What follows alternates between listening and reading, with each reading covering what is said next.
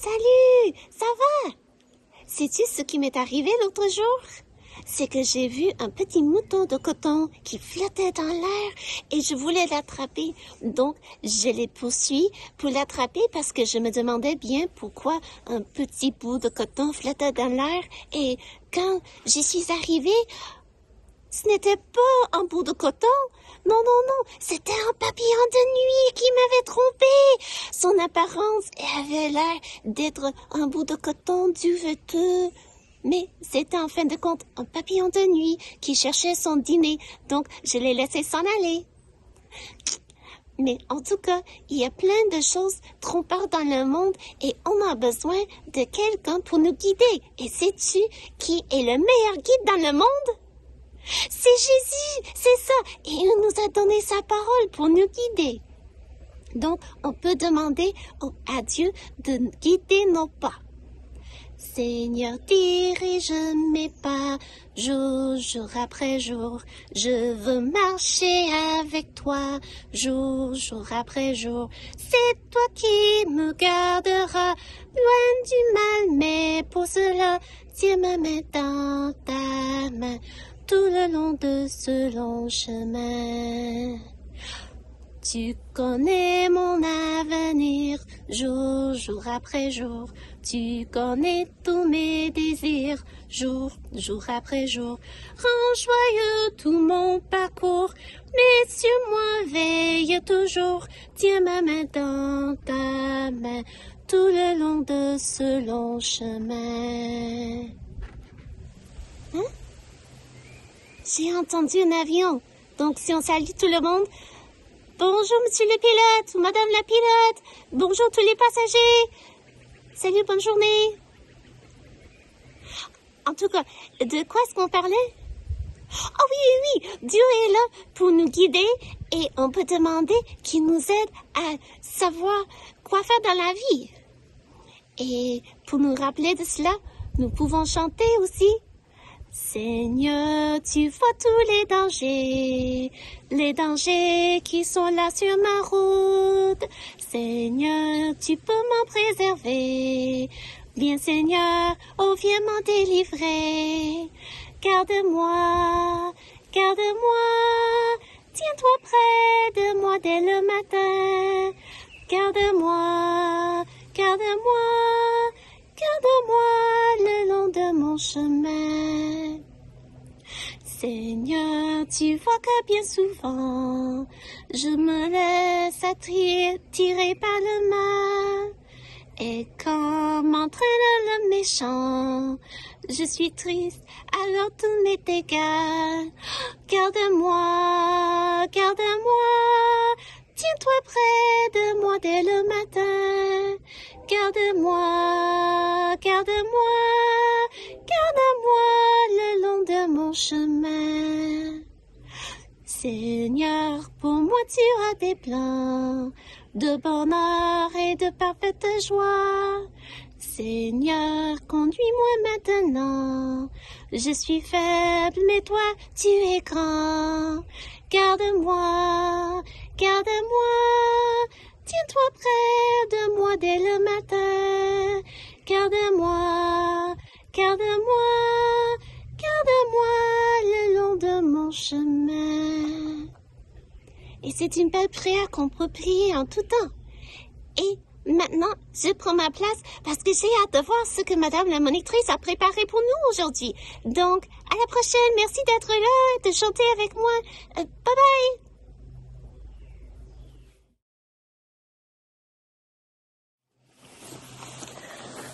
Bonjour, salut, ça va? Eh bien, j'ai vu quelque chose ici, tout près du composteur, et je voulais te le montrer. Miam, miam, miam. Regarde ce que j'ai trouvé. Sais-tu ce que c'est?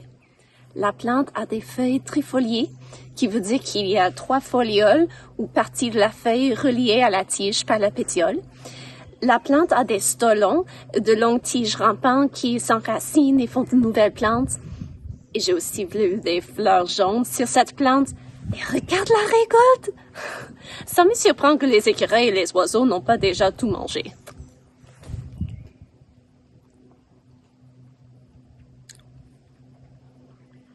Ah, ça ne goûte pas la fraise. Ça goûte comme rien. Le fruit est sec, il n'y a pas beaucoup de goût. Tout ce que je sentais, c'était la texture sèche des petites graines. C'est comme avoir du sablier dans la bouche. Mais voici le problème. Ce n'est pas le fraisier sauvage, la plante ici. C'est une plante qui appartient à la même protosouche ou espèce créée, mais qui s'est diversifiée d'une manière différente que d'autres dans sa protosouche. Donc, nous avons devant nous le Potentilla indica, ou communément le fraisier des Indes. Pourquoi est-ce qu'on l'appelle le fraisier des Indes? Eh bien, c'est parce que la plante vient de l'Asie. Ce n'est pas une plante indigène en Amérique du Nord, mais on l'a amenée autrefois pour l'avoir dans le jardin comme plante ornementale ou pour l'avoir comme plante d'intérieur. Et le fraisier des Indes s'est échappé de la cultivation et s'est répandu un peu partout. Il y en a dans le gazon un peu partout ici.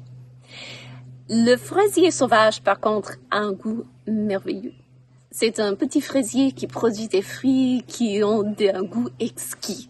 Et le saveur du fraise est concentré dans les petits fruits.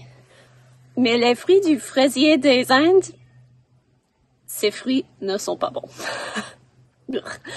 Donc, est-ce que toi, tu as déjà vu quelque chose qui t'avait trompé par son apparence, un peu comme la plante m'a trompé? Ça peut être un gâteau qui a l'air d'être une fleur en pot, mais qui finalement est un gâteau fait avec des biscuits en miettes qui représentent la terre. Ça peut être un magasin qui a une pancarte qui annonce une vente qui finalement ne s'applique qu'à une petite table dans tout le magasin. Ça peut être aussi comme le fraisier des Indes, une plante qui porte un fruit qui a l'apparence d'être bon, mais qui en fin de compte ne goûte pas bon. Il y a beaucoup de choses dans le monde qui sont trompeurs et la Bible nous dit de nous garder de quelque chose qui peut nous faire du mal. C'est vraiment trompeur. La Bible nous dit qu'il y a des personnes qui se présentent comme étant des prophètes de Dieu. Cependant, ils n'enseignent pas la vérité de la parole de Dieu. Ils essaient de compliquer le message de la Bible ou de changer l'Évangile, la bonne nouvelle que Jésus est mort pour nos péchés et qu'il est ressuscité des morts et que n'importe qui met sa foi personnelle en Jésus sera sauvé des conséquences du péché. Ces personnes tordent le sens de la Bible et se présentent comme s'ils suivent les enseignements de Jésus. Mais Dieu nous met en garde.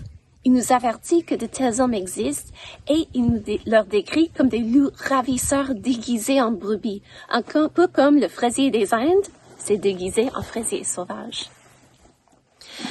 Eh bien, si on se trompe sur le sujet des fraisiers des Indes, il n'y a pas beaucoup de conséquences. Oui, le fruit n'a pas un bon goût, mais tu apprends que tu t'es trompé et c'est tout.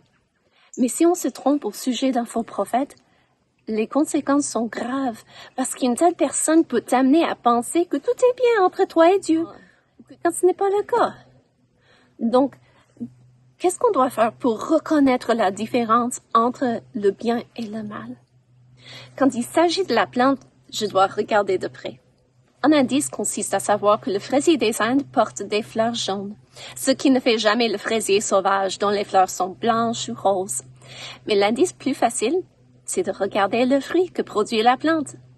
Et pour reconnaître un faux prophète, la Bible nous dit ce que nous devons chercher comme indice. Sais-tu ce que c'est? Matthieu au chapitre 7 et au verset 16 nous dit « Vous les reconnaîtrez à leurs fruits.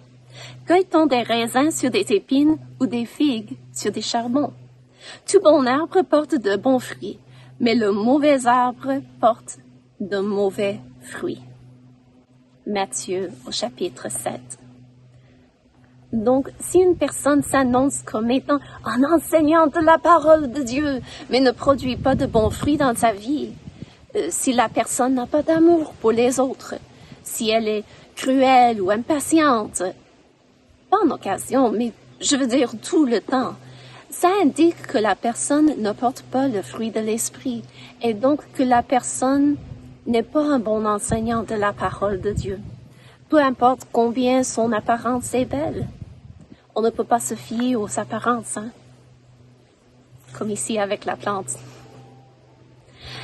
Ce n'est pas surprenant que les loups se déguisent en brebis.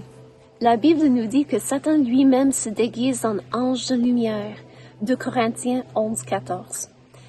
Mais Dieu nous a donné un moyen pour distinguer entre ceux qui sont bons et ceux qui sont mauvais ou méchants. Et c'est par leurs fruits que nous les reconnaîtrons.